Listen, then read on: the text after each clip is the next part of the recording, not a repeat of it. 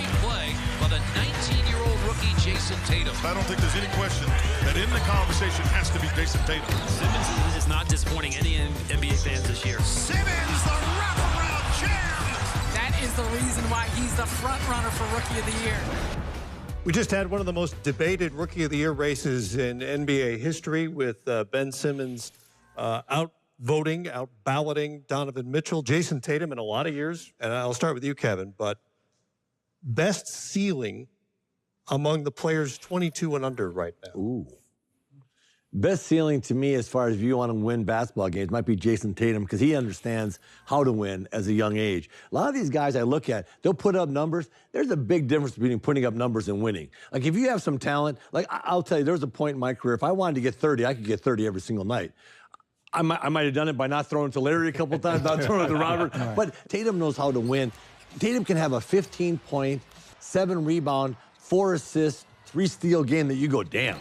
That guy was the best player on the floor, and he didn't put up these crazy numbers. I'm looking forward to looking at Ayton, you know, the guy coming in with Phoenix. I just think he's interesting to me. He's got a little touch. He's got a big body. He's got some footwork. I'd like to see if this guy can be a guy that can score in the post. He can make a 15, 16-footer. He can block some shots. There's some really good young guys that drive their teams. You know, Donovan Mitchell, Spider Mitchell last year, he turned it around. He became way more efficient in Utah, and they started winning games on his efficiency alone. So I look at I think our league is blessed right now with some really, really good young talent that I'm looking forward to watch. I would go with Ben Simmons. I just I like what Philly has. I like the way they play. I like their length on defense. I think they could be, if they wanted to, the best defensive team in the league. But that, you know, they have to make a decision to want to do that.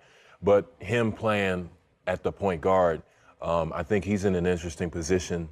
He can take it a lot of different ways.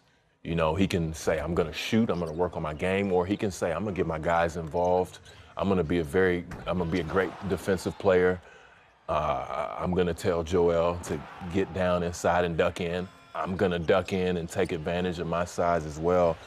Just his versatility and what he brings to that team and the game, I think, you know, it can be a very, very interesting ceiling for him and those guys. You mentioned the shooting, and that's the obvious weakness with Ben Simmons right now. How much better a shooter does he have to become to be the guy in this group that emerges? I mean, he doesn't have to do it right now. I think for him, I think we all had things we had to develop over the course of our career, and you're not going to have everything right away.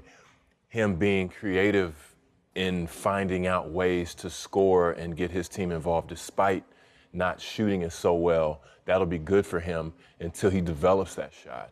But he just has to keep working. I'm interested now to see Lonzo Ball because I've watched him in high school, grow up. I watched him in college. And then I watched his dad become a star. And so that pressure of his dad being a star, not him, and all of that influx is gone because there's a guy named LeBron James in town. So we haven't heard anything about his dad since LeBron has been in town, honestly. Like, not one word. So that allows him to develop possibly. 6'6", you know, his ability to rebound, push the ball, and find things with LeBron James. And then, and maybe not even this year, you know, with Rondo, because Rondo's a right-now guy. But I think that development will help him being around in that. You know, you think about these young, first of all, the great thing about the league is there's always an influx of great talent coming through the pipeline. And we certainly have that. And Tatum, who, you know, went to that great school, and I don't know if I don't know if there's been a rookie that You go to North Carolina? Hey, listen, man. Go to the school in North Carolina. Hey, listen, no. Our biggest stars aren't players. We own teams now. Okay, we do too. We do too. We do too. Talk it over. We own teams, y'all. Y'all can play the game. We own it too. We own it too. We do too. That's fine.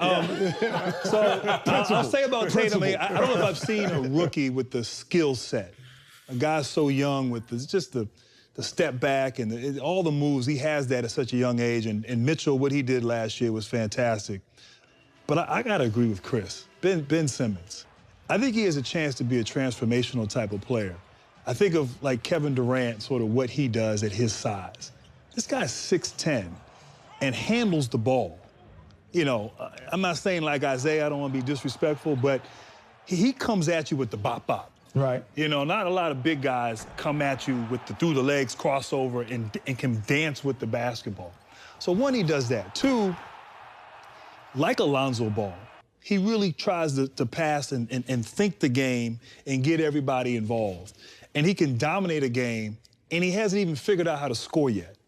Once he learns how to shoot the basketball, it doesn't have to be Steph Curry, it doesn't have to be a great shooter. But when he can be a good shooter and can incorporate that and have the confidence and still have the ability now to dribble and pass and find people, rebound, he's 6'10", could defend. I mean, I think of you as a defender, as a big guy who could guard multiple positions. Look, all those guys are great players. I think they're all going to be all-stars and they have a chance to be special.